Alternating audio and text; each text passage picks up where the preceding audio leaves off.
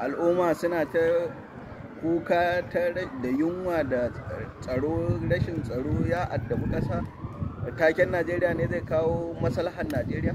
To yanzu me ya kamata al'umma su tashi su yi akan wannan batun lamarin? Al'umma ya rage nasu tashi tsayin da za su yi shine jajircewa akan abin da suka sa a gaba. Za ka ga abin takaici musamman a arewacin Najeriya, abin takaici, abin tsiya da na arziki inda ya shigo arewacin Najeriya ba shi sati biyu. Satin farko za a yi kamar za a tashi duniya, sati na biyu za a ga kamar ba a yi abin ba, saboda babu jajircewa. Kuma da abin da ba za a jajirce a kansa ba to ba za a samu ci gaba ba da za a samu ci gaban abu. Shi yasa yanzu al'umma ya rage nasu.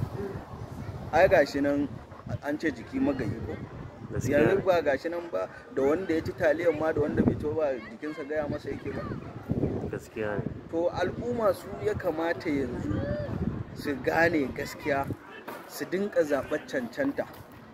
Yawwa Cancanta kuma mutum kowane ne shi, kar ka tsaya ka dubi kalar mutum ko menene, kurin ka dubi cancanta ko a wace jam'iyya yake, in dai ya cancanta ka zaɓe shi.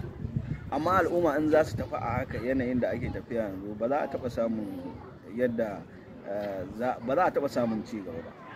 Shi yasa ina kowa da kowa fatan alkhairi, kuma Allah ba mu shugabanni na gari.